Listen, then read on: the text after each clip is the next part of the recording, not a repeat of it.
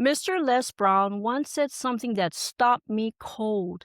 He said, "The graveyard is the richest place on earth, not because of what's buried in there in the ground, but because of what's buried there in the people. The books that were never written, the businesses that were never built, the songs that were never recorded, the gifts that carried quietly through an entire lifetime and then carried right into the grave. Dreams that died not because they weren't real, but because the person who carried them never fully stepped into them." And I want you to sit with that image for a moment because I think most of us have heard something like that before and let it pass us right by. We think about the graveyard as something distant, something that belongs to another season of life. Not now, not yet. We don't always consider that the person quietly adding to that wealth might be us. I'm Karen, and this is The Rewrite, a podcast about finding the courage to pursue the life you already know you're meant to live. Over the last few episodes, we've been doing some deep excavation work. Who you were before, the beliefs you've been carrying that were never yours to carry. But today, we go somewhere that might be the most important conversation yet.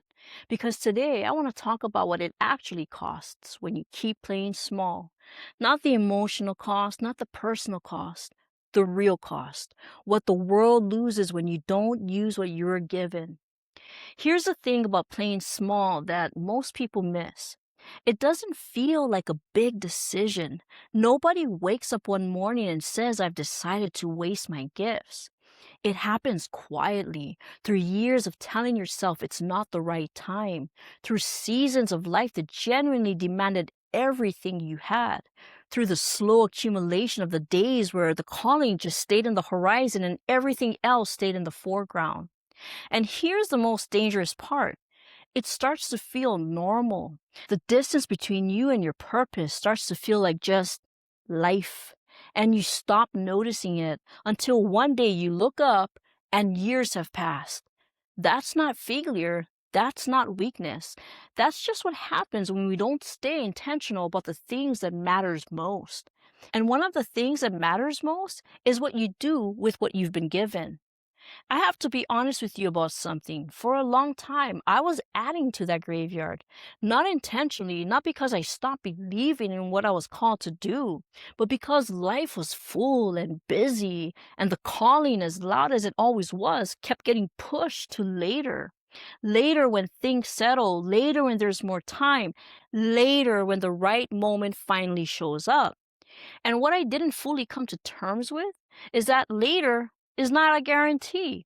None of us are promised a later.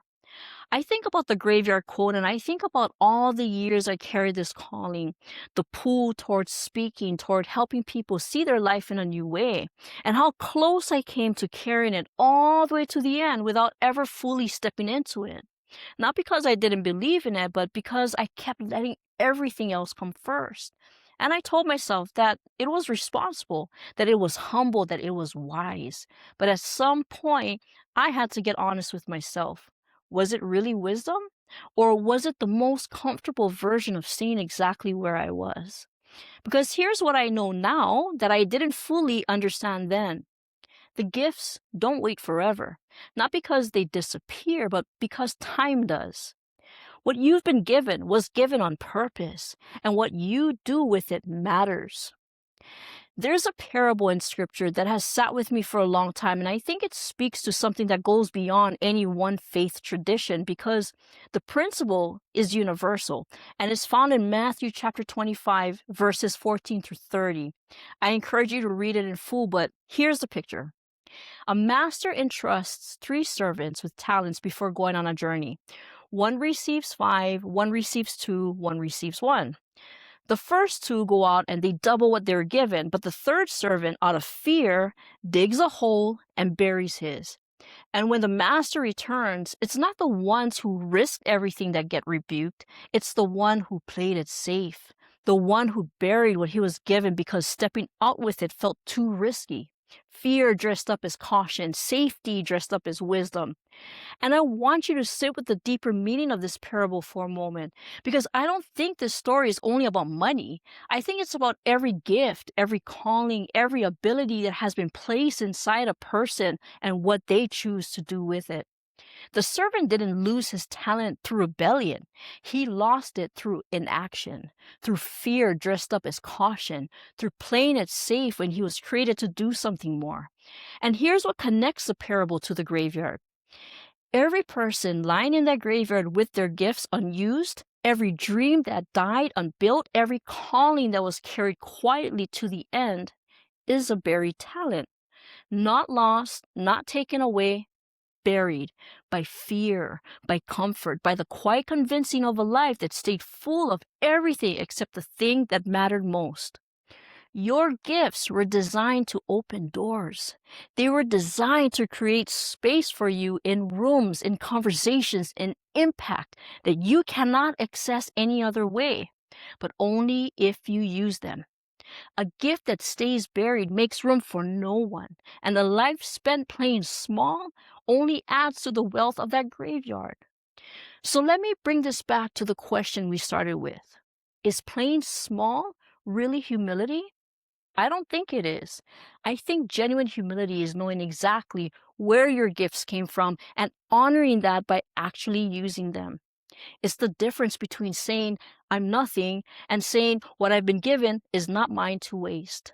One shrinks, the other stewards.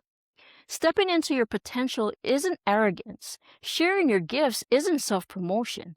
Building the life you're designed to live isn't pride. It's stewardship. It's the responsible, faithful, intentional use of what you've been entrusted with. And the world doesn't need you to be smaller. It needs what only you can bring.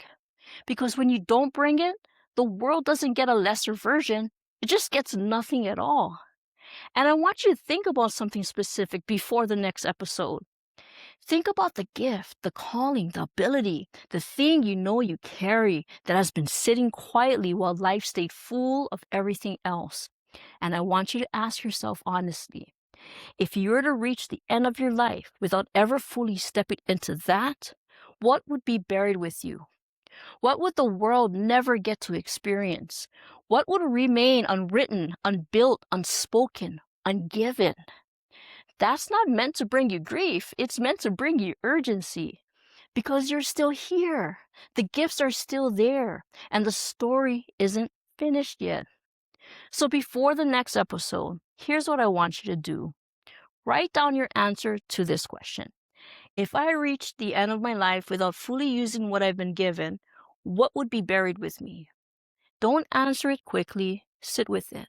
Let it be uncomfortable if it needs to be, because discomfort in the right direction is exactly where the rewrite begins. Thank you so much for staying with me through this one. I know this episode went somewhere heavy, and I meant for it to, because I genuinely believe that you were given what you were given for a reason, and the world is waiting for you to use it, not someday, now. If this episode stirred something in you, drop it in the comments. Share it with someone who needs to hear it, because every share puts this message in front of someone who's ready for it. Make sure you're subscribed. New episodes drop every week, and where we're going next builds directly on what we uncovered today. And in spite of what's going on in the world, it's still a great time to be alive, because we still get to choose. And that's a beautiful gift.